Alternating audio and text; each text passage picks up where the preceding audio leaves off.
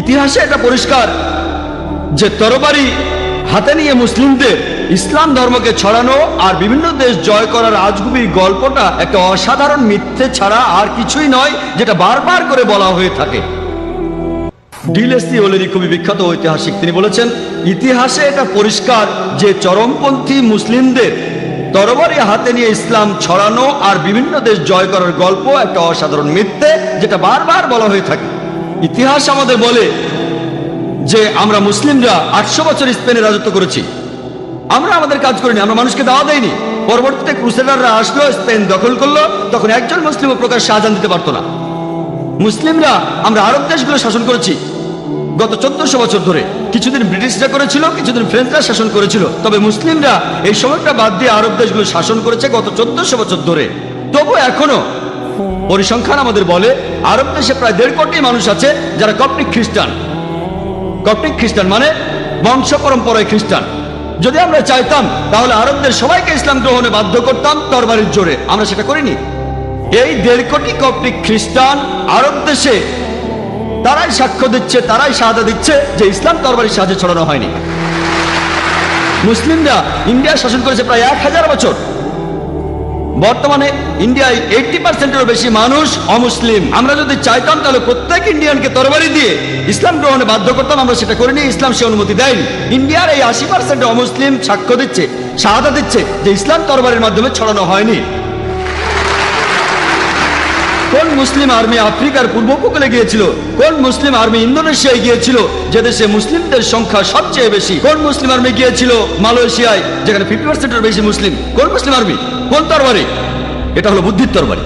পবিত্র কোরআনে আছে সূরা নাহালের 125 নম্বর আয়াতে উল্লেখ করা হয়েছে, উদু ইলা সাবিলি রাব্বিকা বিল হিকমা ওয়াল মাউযিজাতিল হাসানা ওয়াজাদিলহুম বিল্লাতি আহসান। প্রতিপালকের পথে মানুষকে আহ্বান করো হিকমত ও সদুপদেশ দ্বারা, এবং তাদের সাথে তর্ক করো আর তাদের যুক্তি দেখাও সবচেয়ে উত্তম ও গ্রহণযোগ্য পন্থায়।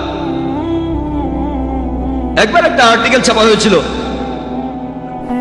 রিডার্স ডাইজেস্ট অ্যালবাইনা কেয়ার বুকে 1984 সালে। এটা পরে প্লেন ট্রুথ ম্যাগাজিনও ছাপা হয়েছিল। একটা জরিপ চালানো হয়েছিল প্রধান ধর্মগুলোর অনুসারীদের নিয়ে। মোট 50 বছরের হিসাব সেখানে ছিল 1934 সাল থেকে 1984 সাল পর্যন্ত। আর যে ধর্মের অনুসারীদের সঙ্গে সবচেয়ে বেশি হারে বেড়েছে সেটা হলো ইসলাম, 235%। খ্রিস্টান ধর্ম মাত্র 47%। এবার আমি প্রশ্ন করি, এই 50 বছরের মধ্যে এমন কোন যুদ্ধ হয়েছিল 1934 সাল থেকে 1984 সালের মধ্যে যে কারণে লক্ষ লক্ষ মানুষ ইসলাম গ্রহণ করছে? কোন যুদ্ধ? কোন যুদ্ধ? আজকে পৃথিবীতে ইসলামের প্রসার সবচেয়ে বেশি হারে বাড়ছে। আমেরিকায় যে ধর্মের প্রসার সবচেয়ে বেশি সেটা ইসলাম, ইউরোপে যে ধর্মের প্রসার সবচেয়ে বেশি সেটা ইসলাম। আমার প্রশ্ন, কে এই আমেরিকানদের, কে ইউরোপিয়ানদের তরবারির মুখে ইসলাম গ্রহণ করতে বাধ্য করছে? 9/11-এর আগে ইসলামের নামে মিডিয়া যে অপবাদ দিত সেটা হলো ইসলাম ধর্ম নারীদের কোনো অধিকার দেয় না। আপনারা জানেন যেসব মানুষ ইসলাম গ্রহণ করে, আমেরিকা আর ইউরোপের মানুষ সহ যেসব অমুসলিম ইসলাম গ্রহণ করে, তাদের 2/3 নারী। যদি ইসলাম নারীদের অসম্মান করে, তাহলে কেন এই আমেরিকান মহিলারা, কেন এই ইউরোপিয়ান মহিলারা ইসলাম গ্রহণ করছে? কেন? মিডিয়া বলছে ইসলাম নাকি নারীদের ছোট করে, তাহলে কেন এই আমেরিকান ইউরোপিয়ান মহিলারা ইসলাম গ্রহণ করছে? কারণ ইসলাম মানুষের বিভিন্ন সমস্যার সমাধান দিতে পারে, বিশেষ করে নারীদের জন্য। তারা ইসলামের নিরাপত্তা খুঁজে পায়। ইয়োহান রেডলির নাম শুনেছেন? তিনি গিয়েছিলেন আফগানিস্তানে স্পাইং করতে তালেবানদের উপরে, সেখানে ধরা পড়ে 7 দিন ছিলেন। যখন ফিরে এলেন তিনি তাদের উপর মুগ্ধ। এখানে সময় কম তাই বিস্তারিত বলছি না, অনেকে হয়তো জানেন তিনি কোরআন পড়ার পরে ইসলাম গ্রহণ করেছেন।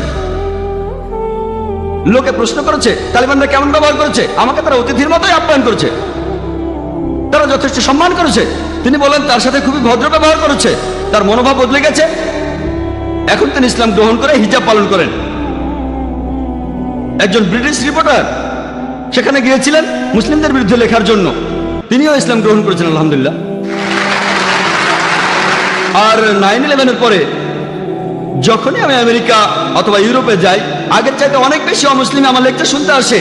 তারা আমেরিকান, তারা ইউরোপিয়ান, সবাই আসে। পবিত্র কোরআনে আছে সূরা ইমরানের 54 নম্বর আয়াতে উল্লেখ করা হয়েছে যে মাকারু মাকারাল্লাহু ওয়াল্লাহু খায়রুল মাকিরিন। আর তারা চক্রান্ত করেছিল, আল্লাহ কৌশল করেছিলেন, আল্লাহ সর্বশ্রেষ্ঠ কৌশলী। 9/11-এর পরে মাত্র 9 মাসের মধ্যে শুধুমাত্র আমেরিকায় 34,000 মানুষ ইসলাম গ্রহণ করেছে। ইয়োহান রেডলির কথা অনুযায়ী 9/11-এর 9-10 মাস পরে 20,000 ইউরোপিয়ান ইসলাম গ্রহণ করেছে।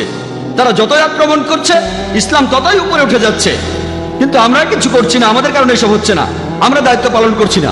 আল্লাহ প্রতিশ্রুতি দিয়েছেন কোরআনে, সব মিলিয়ে মোট 3টি আলাদা জায়গায়। সূরা সাফের 9 নম্বর আয়াতে উল্লেখ করা হয়েছে, সূরা তাওবা 33 নম্বর আয়াতে উল্লেখ করা হয়েছে, এবং পবিত্র কোরআনে সূরা ফাতার 28 নম্বর আয়াতে বলা হয়েছে, هو الذي أرسل رسوله بالهدى والدين الحق ليظهره على الدين كله। আল্লাহ তার রাসূলকে পাঠিয়েছেন পথ নির্দেশক এবং সত্যের দিন সহ, যাতে করে এটা অন্য সমস্ত দিনের উপরে থাকে, অন্য সব দিন দর্শনের উপরে থাকে। ইসলাম অন্য সব ধর্মের উপরে অবস্থান করবে।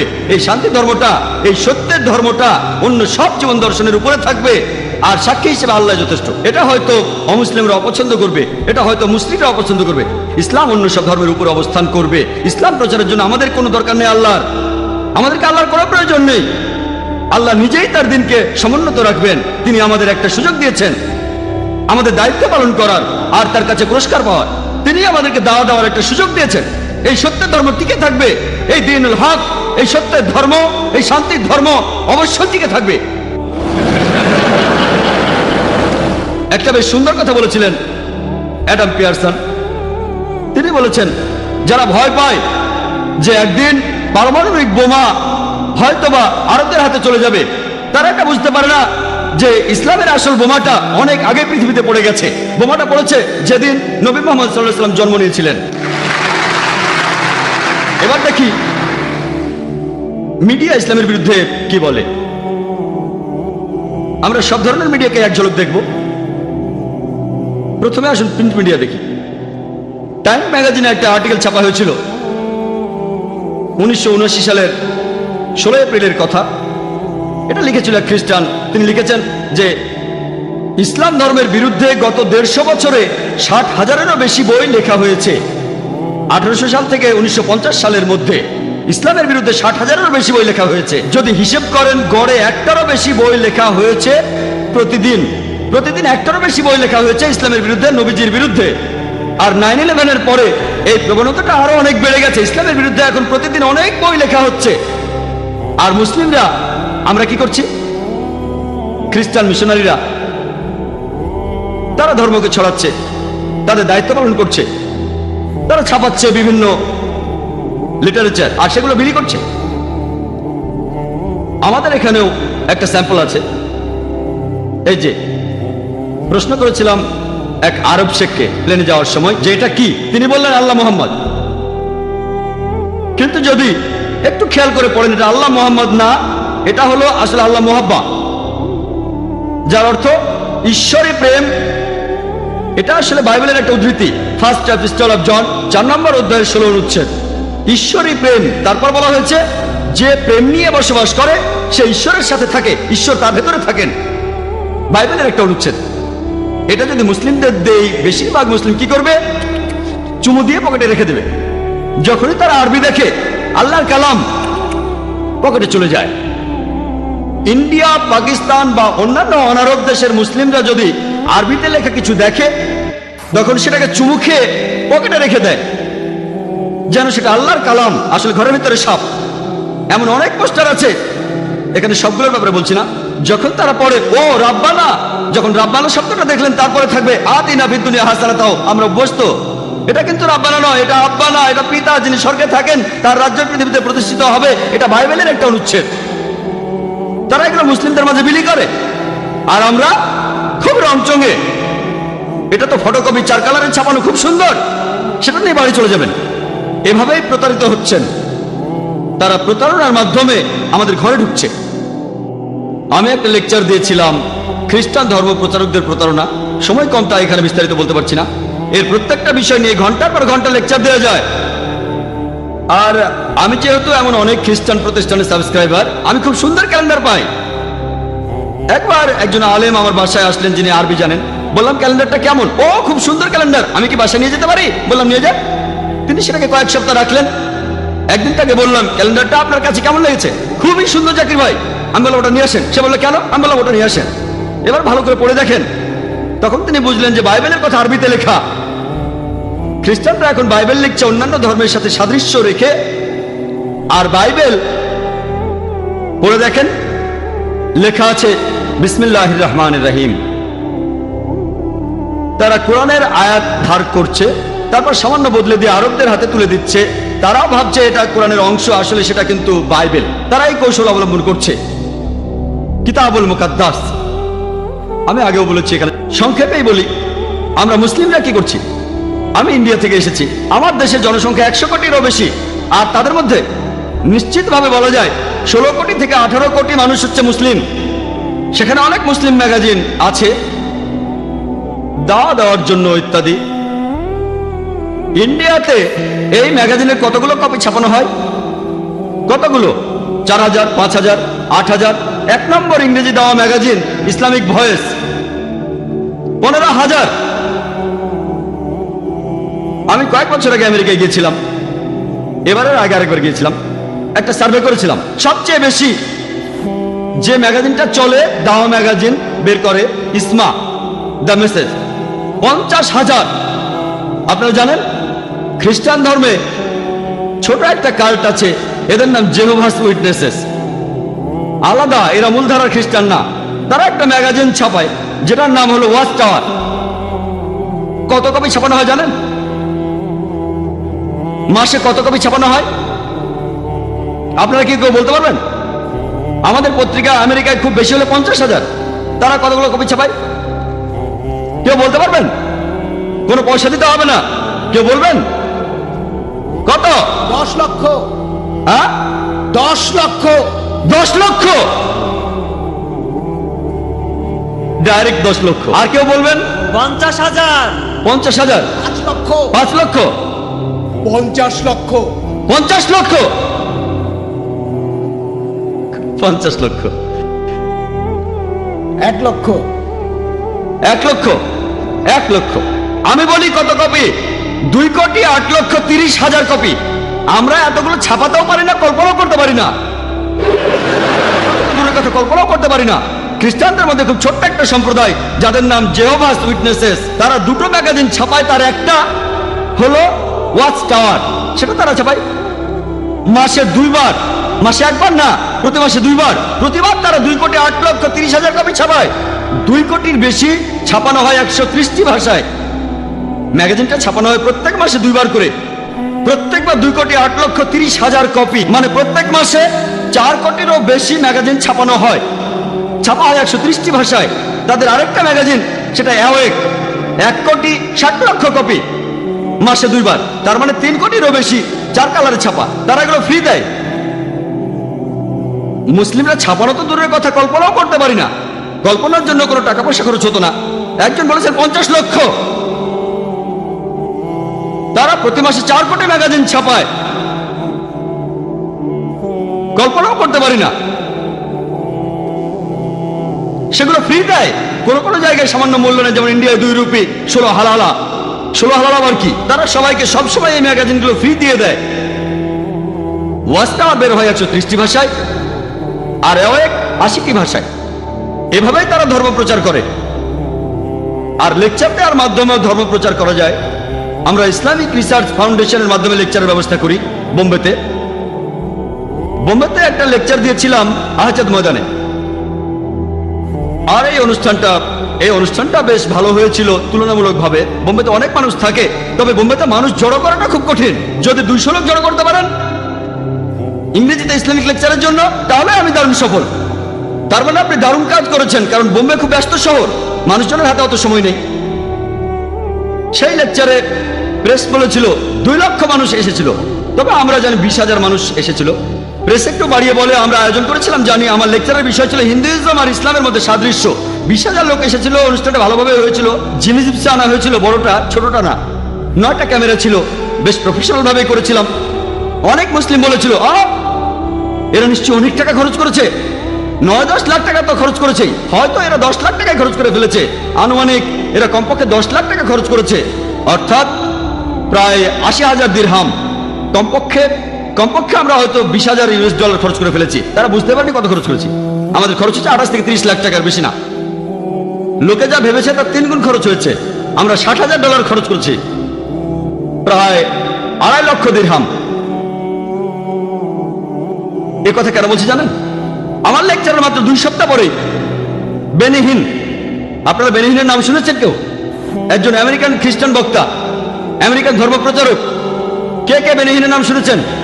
জানলে হাত তোলেন। বেনিহিন মাত্র 30 থেকে 40 জন লোক হাত তুলেছেন। এই অনুষ্ঠানে আছে প্রায় 8 থেকে 10 হাজার মানুষ। 8,000-এরও বেশি মানুষ আছে। আমি মাত্র 20-30 জনের হাত দেখছি যারা বেনিহিনের নাম শুনেছেন। কেউ চেনেন না। আসলে খুবই জনপ্রিয়। এমনকি আমিও বেনিহিনকে চিনতাম না তিনি বোম্বেতে আসার আগে। আমার লেকচারে 2 সপ্তাহ পরে তিনি আসলেন। তিনি 3টা লেকচার দিয়েছেন, শুক্র, শনি আর রবিবার, 3 ঘন্টা করে। 3 ঘন্টার লেকচার, শুক্রবার, শনিবার, রবিবার। কত খরচ হয়েছিল জানেন? লোকে বলে যে ও জাকির ভাই উনি তো $20,000 খরচ করেছেন। আসলে আমরা $60,000 খরচ করেছিলাম। এটা জানতে পারলে হয়তো লোকজন অবাক হবেন। আনুমানিক হিসাব। বেনিহিন কত খরচ করেছিলেন জানেন? কত? এবারে সবাই চুপ। খরচ করেছেন $50 লক্ষ। মাত্র 9 ঘন্টার জন্য বোম্বেতে খরচ করেছেন $50 লক্ষ। তাদের বাজেট দেখেছেন? $50 লক্ষ। প্রেস বলেছিল 20 লাখেরও বেশি লোক হয়েছিল, তবে আসলে 1 লাখেরও কম লোক হয়েছিল।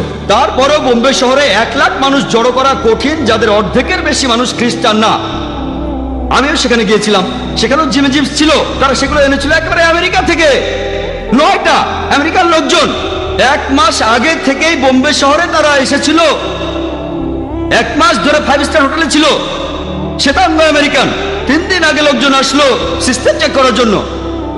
32টা স্ক্রিন ছিল। এইরকম স্ক্রিন 32টা ছিল। আমাদের এখানে 500 ভলেন্টিয়ার, আমরাও খুশি। 500 ভলেন্টিয়ার, তাদের ছিল 7,000 ভলেন্টিয়ার। খ্রিস্টানরা ইন্ডিয়ার 3%ও না। ইন্ডিয়ার মানুষের মধ্যে তাদের সংখ্যা 3%ও না। $50 লক্ষ, তার মানে প্রায় 20 কোটি রুপি। তারা 20 কোটিরও বেশি রুপি খরচ করেছে। চিন্তা করেন, তারা প্লেনে করে এসেছে মাত্র একটা অনুষ্ঠানের জন্য। 3 ঘন্টা করে 3টি লেকচার, তারপরে সবাই চলে গেল। আপনারা যদি এইসব খ্রিস্টান প্রতিষ্ঠানগুলোর বাজেট সম্পর্কে জানেন, গড়ে এক একটার বাজেট প্রতিদিন $10 লক্ষ উপরে। জিমি সোয়াগার্ড একবার আহমেদ দিদাতের সাথে বিতর্ক করেছিলেন। জিমি সোয়াগার্ড ধর্মপ্রচারের জন্য প্রতি বছর $40 কোটি বেশি খরচ করত। তার মানে প্রতিদিন $10 লক্ষ বেশি। আমরা কিছুই না। আমি এমন কোন ইসলামিক দাওয়া প্রতিষ্ঠানের নাম জানি না যেখানে অন্তত এর 10% বাজেটও আছে। এমন দাওয়া প্রতিষ্ঠান নেই। আমি অনেক দেশেই ঘুরে বেড়াই। খ্রিস্টানদের মধ্যে প্রফেশনালিজম আছে। এই খ্রিস্টান মিশনারিরা সবাই ট্রেনিং নিয়েছে, তারা লেকচার দেওয়ার ট্রেনিং পেয়েছে। এমন ইসলামিক দাওয়া প্রতিষ্ঠান কমই আছে যারা লেকচারের উপর ট্রেনিং দেয়। বর্তমানে আধুনিক বিজ্ঞান আমাদের বলে, যখন কেউ জনসমক্ষে স্টেজের উপর লেকচার দেয়, লেকচারের বিষয়বস্তুর গুরুত্ব মাত্র 7%। মাত্র 7%। বাকি 93% হলো প্রেজেন্টেশন স্কিল। তিনি কেমন করে কথা বলবেন, দর্শকদের দিকে কিভাবে তাকাবেন, অঙ্গভঙ্গি। এই জন্য আমার সামনে কোনো পোডিয়াম থাকে না। আমার স্বাস্থ্য খুব ভালো এমনটা নয়। আপনারা যাতে আমার বডি ল্যাঙ্গুয়েজ দেখেন, আমার শরীরও কথা বলছে। বোম্বেতে ইসলামিক রিসার্চ ফাউন্ডেশনে আমরা মুসলিমদের ট্রেনিং দিয়ে থাকি কিভাবে ইসলামের বাণী প্রচার করতে হবে। আমরা শুধু ইন্ডিয়ানদেরই ট্রেনিং দেই না, বিদেশিদেরও দেই। এখানে আমেরিকানরাও ট্রেনিং নিয়েছে, ব্রিটিশরাও নিয়েছে, সিঙ্গাপুর থেকে এসেছে, আরব আমিরাত, মালয়েশিয়া, সৌদি আরব, ইউনিভার্সিটি থেকে পাশ করা সব বিশেষজ্ঞ। তাদের ট্রেনিং দিয়েছি। তাদেরকে আমরা ট্রেনিং দিয়েছি যে কিভাবে ইসলামের বাণী প্রচার করবেন। এমন কতগুলো মুসলিম প্রতিষ্ঠান আছে। চিন্তা করেন, একজন দায়ী কিভাবে তার অস্ত্রশস্ত্র ছাড়া যুদ্ধক্ষেত্রে যায়। যদি মাইক্রোফোন সিস্টেম ভালো না হয়, কিভাবে লড়াই করব? এটাই তো আমার অস্ত্র। কিন্তু বিভিন্ন ইসলামিক প্রতিষ্ঠান যখন আমাকে আমন্ত্রণ করে, তারা আমাকে 5 স্টার হোটেলে রাখে, কিন্তু সাউন্ড সিস্টেম যাচ্ছে তাই। যখন কেউ আমাকে আমন্ত্রণ জানায়, আমি তাদের বলি সাউন্ড সিস্টেম ভালো হতে হবে। আমি না হয় মেঝেতে সময় সমস্যা নেই, কোনো 5 স্টার হোটেলের দরকার নেই। আমি একজন দায়ী, আমি মেঝেতেও ঘুমাতে পারবো। তবে আমাকে ভালো সাউন্ড সিস্টেম দেন। খরচ তো বেশি না, তবে ভালো একটা প্রফেশনাল সাউন্ড সিস্টেম দেন। এখানে তো খরচ বেশি না, আসলেই কম। 5 স্টার হোটেলের খরচের চাইতে অনেক কম। তারা আমাকে 5 স্টার হোটেলে রাখে, কিন্তু একটা ভালো সাউন্ড সিস্টেমের গুরুত্ব বোঝে না। মুসলিমদের যেটা করা উচিত, মিডিয়ার ক্ষেত্রে আমাদের ট্রেনিং নেওয়া প্রয়োজন।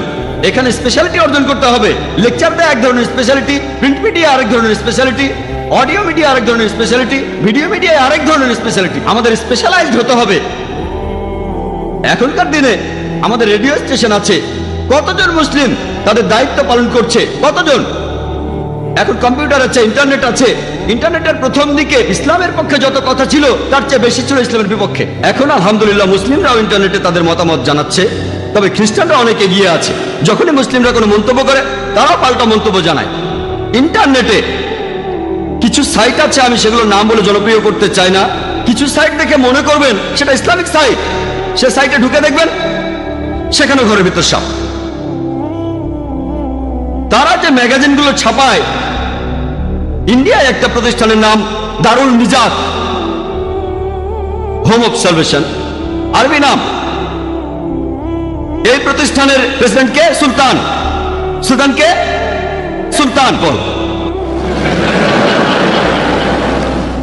নিদায়ে উম্মিদ, কল ফর হোপ, এটা খ্রিস্টান প্রতিষ্ঠান। এইসব নাম দেখে ভুলবেন না। এই সাইটগুলোর নাম আর আমি বলতে চাই না, কারণ তাহলে আপনারা সেখানে ঢুকবেন, তারপর ভুল জিনিসগুলো শিখবেন। তারা সেখানে এমন সব কথা লেখে যে সাধারণ মুসলিম তারাও ইসলামকে ভুল বুঝতে পারে। তারা পবিত্র কোরআনের কিছু আয়াত বেছে নিয়ে সমালোচনা করে। এখন আপনাদের বলছি যে মিডিয়া একই সাথে খুব ভালো আবার খারাপও। এটা পজিটিভ আবার একই সাথে নেগেটিভ। যেমন একটা ছুরি, এটা দিয়ে ভালো কাজ করা যায় আবার খারাপ কাজও করা যায়। ছুরি দিয়ে শাকসবজি আর রুটি কাটলে সেটা ভালো, কিন্তু ডাকাতি করলে সেটা খারাপ। একইভাবে মিডিয়ার কিছু সুবিধা আছে, অসুবিধাও আছে। মিডিয়ার পজিটিভ দিক আছে, নেগেটিভ দিকও আছে। এখানে ভালো জিনিস আছে, খারাপ জিনিসও আছে। আমরা এখন বর্তমানের বিজ্ঞান আর প্রযুক্তিকে ব্যবহার করে টেবিলটাকে উল্টে দেব, মিডিয়াকে ব্যবহার করব ভালো কাজের জন্য। বর্তমানে বেশিরভাগ মিডিয়াকে যেসব কাজের জন্য ব্যবহার করা হয় সেগুলো আসলে ভালো না। এ কারণে বেশিরভাগ উলেমা আর শিউখ তারা বলেন মিডিয়া থেকে সবাই দূরে থাকুন। আমি একমত, আমি তাদের বিপক্ষের পক্ষে। কারণ এই স্যাটেলাইট চ্যানেলগুলোর মাধ্যমে আপনার ঘরে যা ঢুকছে তার বেশিরভাগই আপনাকে ইসলাম থেকে দূরে সরিয়ে দেবে, ইসলামের কাছে নিয়ে আসবে না। আর এই পরিসংখ্যান আমাদের বলে যে 1 নম্বর মিডিয়া বর্তমানে হলো television media, television satellite media. পরিসংখ্যান আমাদের বলে এখন পৃথিবীতে 20,000-এরও বেশি টিভি স্টেশন আছে। আর এদের দর্শক এই পৃথিবীর 500 কোটি মানুষ।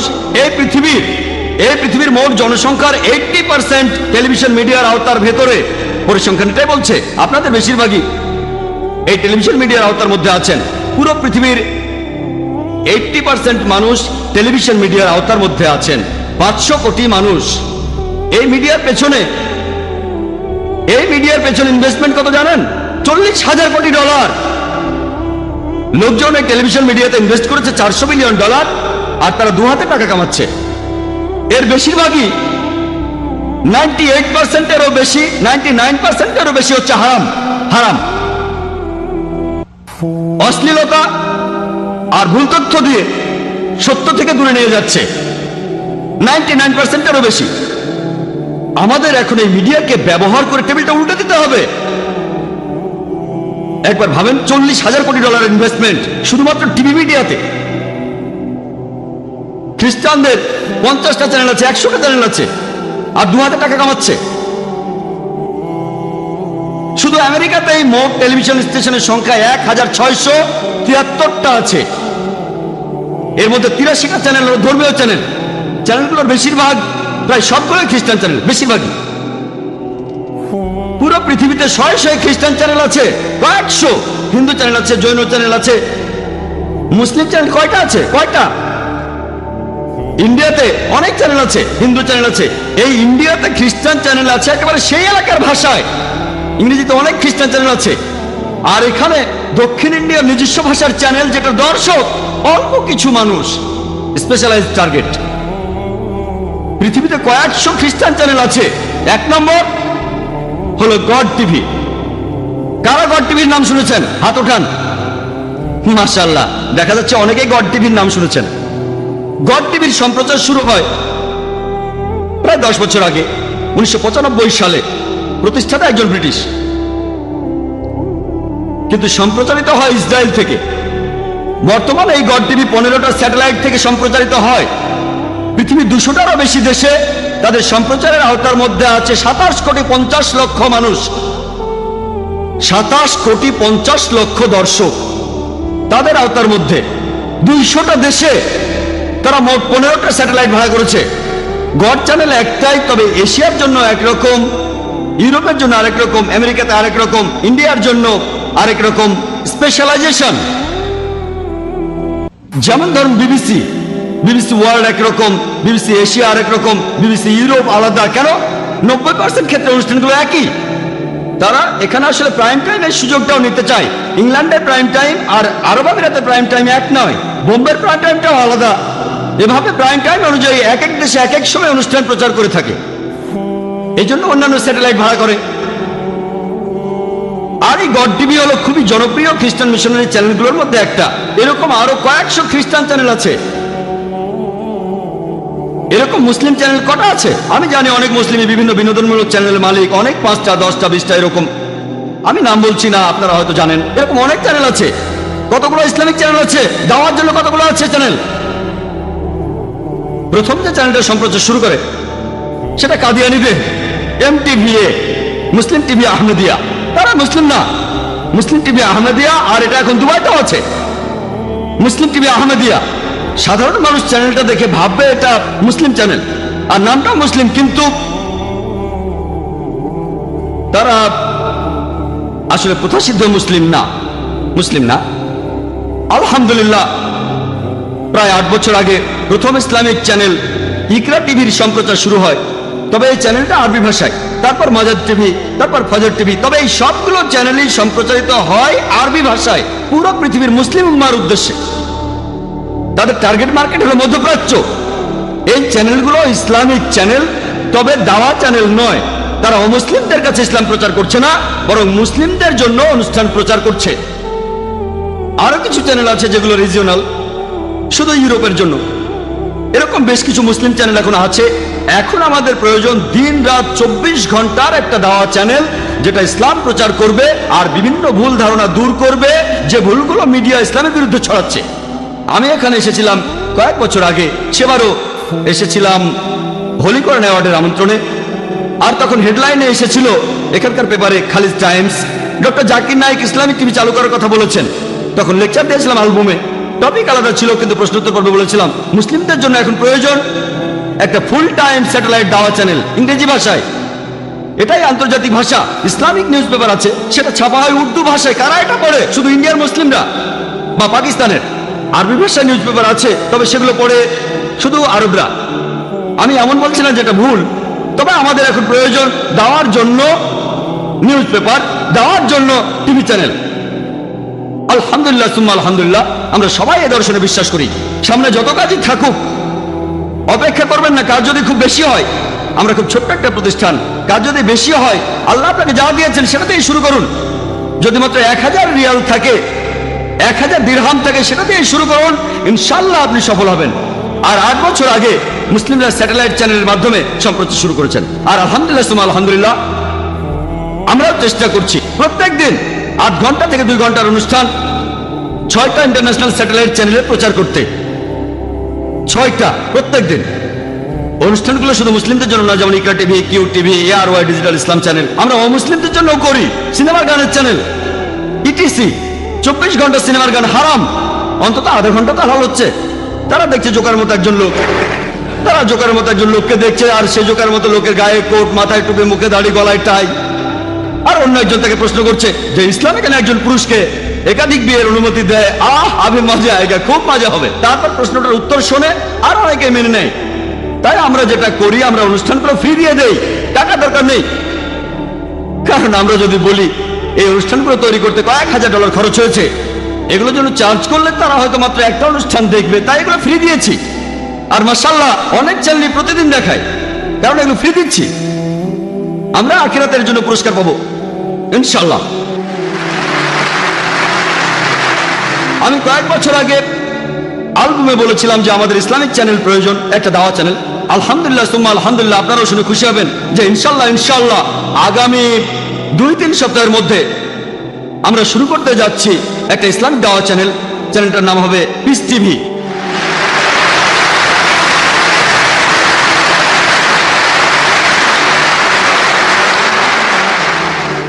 বাজেট খ্রিস্টানদের মতো অত বিশাল না, অত টাকা নেই, আমরা ক্ষুদ্র ক্ষুদ্র মানুষ।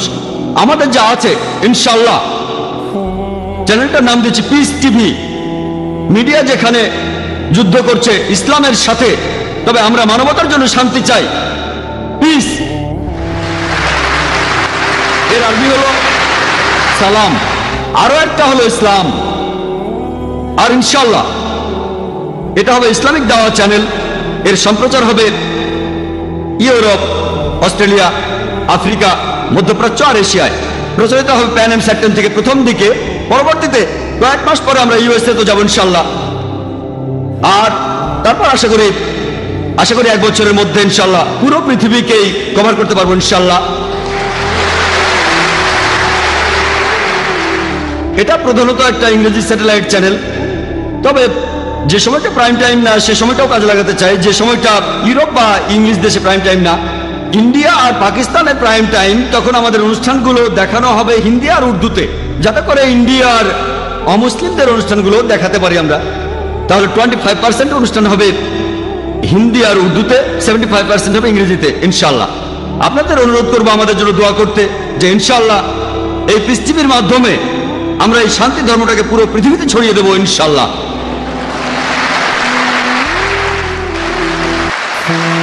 আমি কয়েক বছর আগে অ্যালবামে বলেছিলাম যে আমাদের ইসলামিক চ্যানেল প্রয়োজন, একটা দাওয়া চ্যানেল। আলহামদুলিল্লাহ সুম্মা আলহামদুলিল্লাহ, আপনারাও শুনে খুশি হবেন যে ইনশাআল্লাহ আগামী 2-3 সপ্তাহের মধ্যে আমরা শুরু করতে যাচ্ছি একটা ইসলামিক দাওয়া চ্যানেল। চ্যানেলটার নাম হবে পিস টিভি।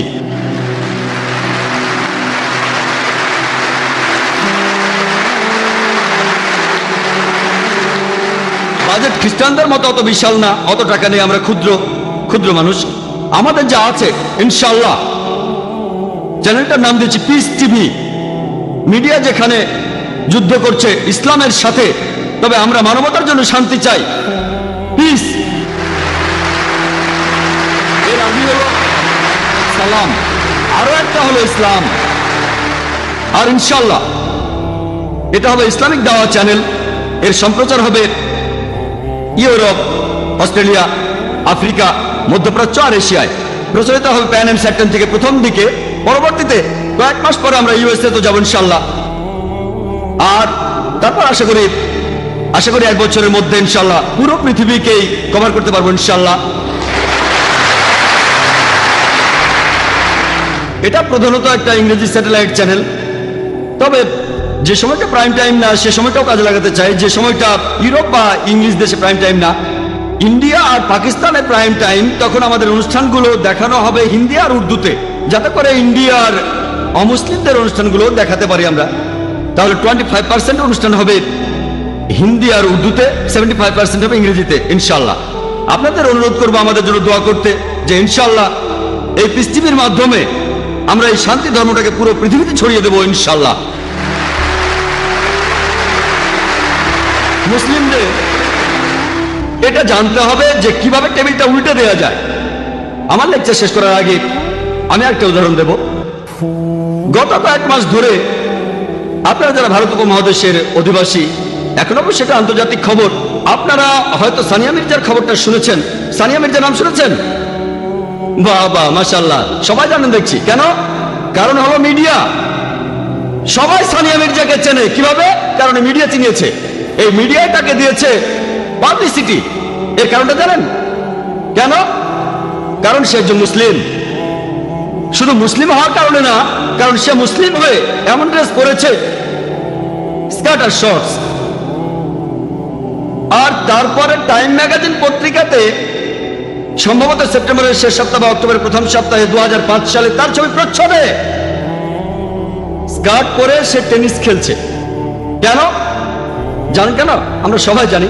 গত বেশ কয়েক মাস ধরে মিডিয়ায় একটা নতুন খবর এসেছে যে ফতোয়া জারি করা হয়েছে সানিয়া মির্জা যে ড্রেস পরে মিনি স্কার্ট, সেটা হারাম, এটা নিষিদ্ধ। তখন এটা নিয়ে খুব হইচই হয়ে গেল। সব মিডিয়া, টিভি চ্যানেলগুলো মুসলিম ওলামা বিশেষজ্ঞদের কাছে গেল যে এটা ঠিক না ভুল। সবাই তখন বললো এটা হারাম হারাম হারাম, আর তখন খবরটা ছড়িয়ে পড়লো। মিডিয়া ঠিক এই কাজটাই করে, ইনফরমেশন জোগাড় করে, তারপর যেভাবে উপস্থাপন করে, তখন অমুসলিমরা ভাববে এটা কোন ধরনের ধর্ম। একজন মহিলা খেলাধুলা করছে আর ধর্ম তাকে বাধা দিচ্ছে। ইসলাম ধর্মের নিয়ম কারণ আমরা বদলাতে পারবো না, যেটা ভুল সেটা ভুল, কিন্তু কিভাবে বলছেন সেটাই ইম্পর্টেন্ট। আল্লাহ পবিত্র কোরআনে সূরা নাহলের 125 নম্বর আয়াতে উল্লেখ করেছেন, উদু ইলা সাবিলি রাব্বিকা বিল হিকমা ওয়াল মাউযিজাতিল হাসানা ওয়াজাদিলহুম বিল্লাতি আহসান। প্রতিপালকের পথে মানুষকে আহ্বান করো হিকমত ও সদুপদেশ দ্বারা, এবং তাদের সাথে তর্ক করো ও যুক্তি দেখাও সবচেয়ে উত্তম ও গ্রহণযোগ্য পন্থায়। আমাকে যখন প্রশ্নটা করা হলো, আমি সাধারণত মিডিয়ার সামনে কথা বলি না, এটা অবশ্য অন্য কারণ আছে, নর্মাল মিডিয়াগুলো, এর কারণটা আমি পরে বলবো, পরে আমি কারণটা বলবো। তবে বোম্বেতে আমরা প্রতি সপ্তাহে লেকচার আয়োজন করি, প্রশ্নোত্তর পর্ব থাকে, সেই লেকচারে কয়েকশো মানুষ এসেছিল। একজন আমাকে এই প্রশ্নটা করেছিল, আমি তাকে বলেছিলাম আমাদের জানা উচিত কিভাবে মিডিয়ার সাথে কথা বলতে হবে। আমি প্রথমে আন্তর্জাতিক মিডিয়াকে প্রশ্ন করব যে আপনারা কেন প্রশ্নটা করছেন মুসলিম ওলামাদের, মুসলিম শিয়ুকদের আর বিশেষজ্ঞদের, যে সানিয়া মির্জা যে পোশাকটা পরছে সেটা ঠিক না ভুল। সে তো র্যাঙ্কিং এ 34 নম্বর। কত নম্বর? 34 নম্বর। আপনারা কেন এই প্রশ্নটা কোনো খ্রিস্টান ধর্মযাজককে করছেন না সেরেনা উইলিয়ামসের ব্যাপারে? সেরেনা উইলিয়ামস র্যাঙ্কিং এ 1 নম্বর। আপনারা কেন খ্রিস্টান ধর্মযাজকদের প্রশ্নটা করছেন না যে সেরেনা উইলিয়ামস যে পোশাকটা পরে সেটা ঠিক না ভুল? তাদের প্রশ্ন করুন না।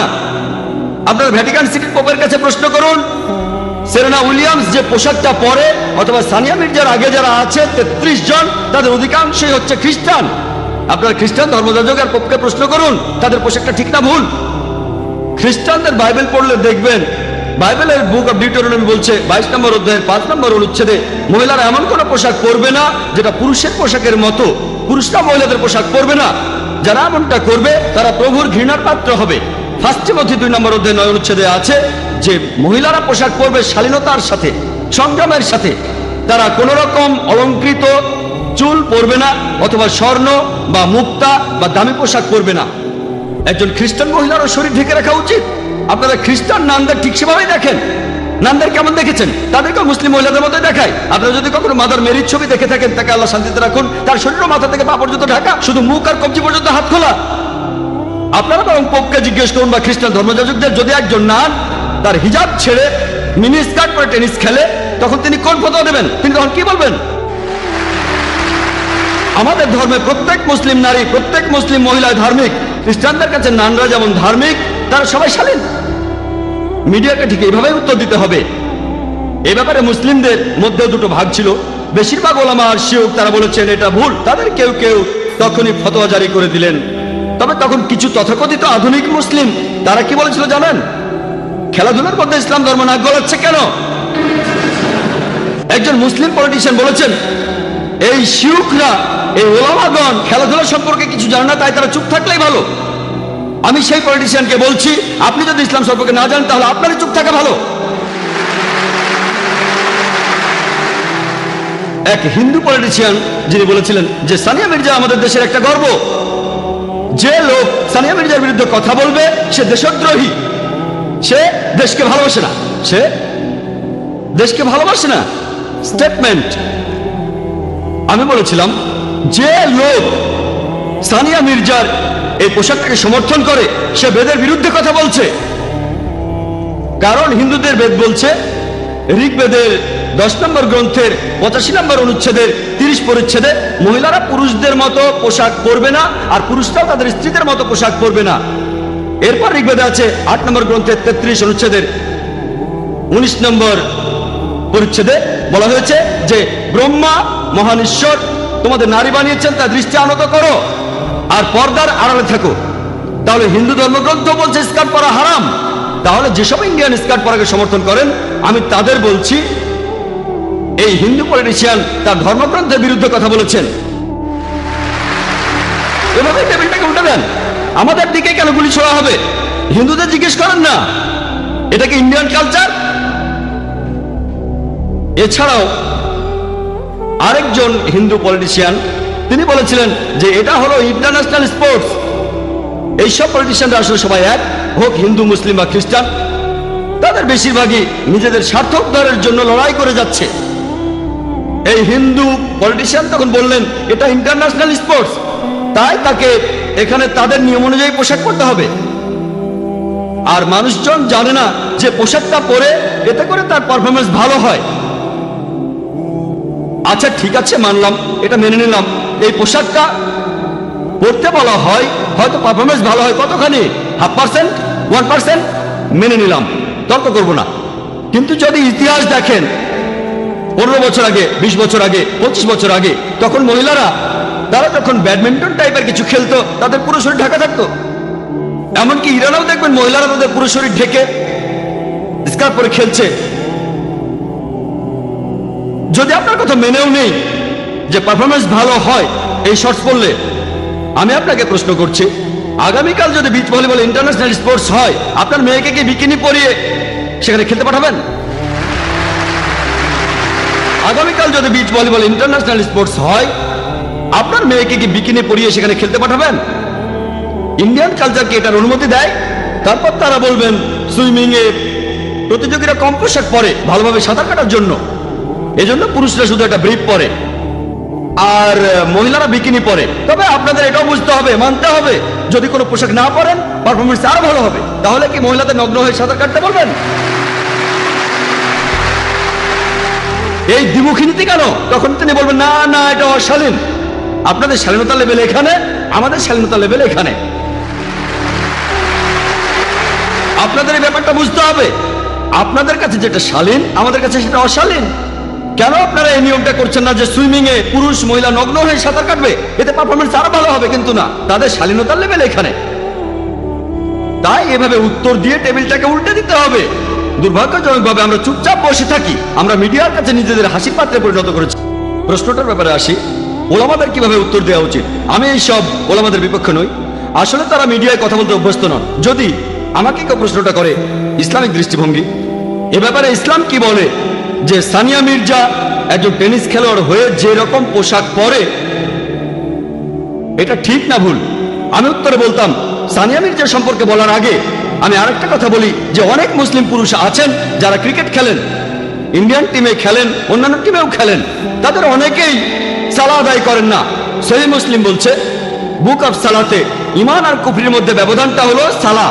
সালাহ হলো তাওহীদের পরে সবচেয়ে গুরুত্বপূর্ণ স্তম্ভ, খুবই গুরুত্বপূর্ণ। শিরক করার পর সবচেয়ে বড় গুনাহ হলো সালাহ আদায় না করা।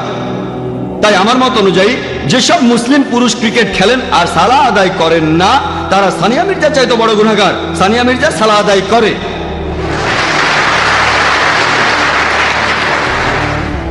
মুসলিম অভিনেতা অভিনেত্রীরা তারা পর্দায় শিরক করছে, তারা বড় গুনাহগার। আমি সানিয়া মির্জার পক্ষ নিয়ে কথা বলছি না, এ কথা মানবো সানিয়া মির্জা যে পোশাক পরে সেটা ইসলামের নিয়মের বিরুদ্ধে, এটা হারাম। তবে এই কথা বলার আগে আবহাওয়াটা বদলে দিলাম, এটাই হিকমা। পরিস্থিতি বদলে দিচ্ছি। যখনই বলছে খ্রিস্টান ধর্ম এটার বিরুদ্ধে, তারা তখন চুপ হয়ে যাচ্ছে। হিন্দু ধর্ম এটার বিরুদ্ধে, চুপ হয়ে যাচ্ছে। ইহুদি ধর্ম এটার বিরুদ্ধে, তারাও চুপ হয়ে যাচ্ছে। আমি ক্রিকেট খেলা নিয়ে বলেছি, আমি সুইমিং নিয়ে বলেছি। তারপর যখন উত্তরটা দিলাম যেটা হারাম, তখন এই উত্তরটা তাদের গলা দিয়ে নামবে। তা না হলে উত্তরটা তারা হজমই করতে পারবে না। আমি বলেছি এটা ভালো, সানিয়া মির্জা অন্তত পক্ষে সালাহ আদায় করে, সে কম গুনাহগার অন্তত ওই মুসলিম ক্রিকেটারদের চাইতে যারা সালাহ আদায় করে না। 4 দিন খেলছে, 5 দিন খেলছে, সালাবাদ।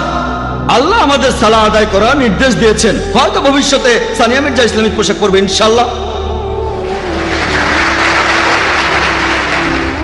তারপর সে পুরুষদের সাথে খেলতে পারবে কি পারবে না সেটা আরেকটা ইস্যু। কিন্তু আমি এমন ফতোয়া দিচ্ছি না যে সে যা করছে ঠিক। তবে মুসলিমদের এটা জানা উচিত কিভাবে টেবিলটা উল্টে দেওয়া যায়, কিভাবে হিকমার সাথে উত্তর দেওয়া যায়। যখনই আপনি এভাবে উত্তর দেবেন তখনই সবাই চুপ হয়ে যাবে। দুর্ভাগ্যজনকভাবে আমরা মুসলিমরা মিডিয়ার সামনে নিজেদেরকে হাসি পাত্রে পরিণত করছি। সাধারণত আমি মিডিয়ার সামনে কোনো ইন্টারভিউ দেই না। কেন? ধরুন আমি 5 মিনিট ধরে একটা প্রশ্নের উত্তর দেই, বেশিরভাগ সময় তারা উদ্দেশ্যমূলকভাবে এটা এডিট করে আর আমার বক্তব্যটা বদলে দেয়।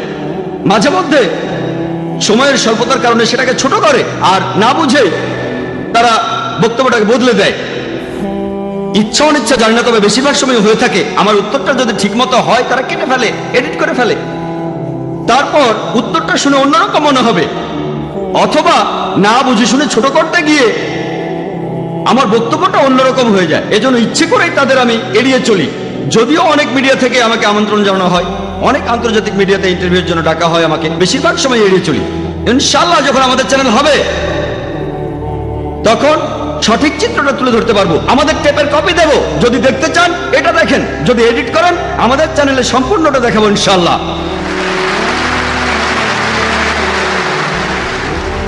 একটা চ্যানেল শুরু করা নিঃসন্দেহে খুবই কঠিন কাজ, আর তারপর একটা চ্যানেল শুরু করে কোরআন এবং সহিহ হাদিস অনুযায়ী সেটাকে চালানো, সেটা আরো কঠিন কাজ।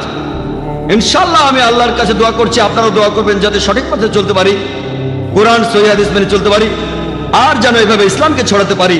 আমার লেকচার শেষ করার আগে পবিত্র কোরআনের একটি উদ্ধৃতি দিচ্ছি। সূরা ইসরার 81 নম্বর আয়াতে বলা হয়েছে, वकुल जाल हक वजाकल बातिल। إن الباطل كان زهوقا। যখন সত্য এসে মিথ্যের সামনে দাঁড়ায়, মিথ্যে বিলুপ্ত হয়ে যায়, কারণ মিথ্যা প্রকৃতিগত কারণে বিলুপ্ত হয়ে যাবে। ওয়া আখিরু দাওয়ানা আলহামদুলিল্লাহি রাব্বিল আলামিন।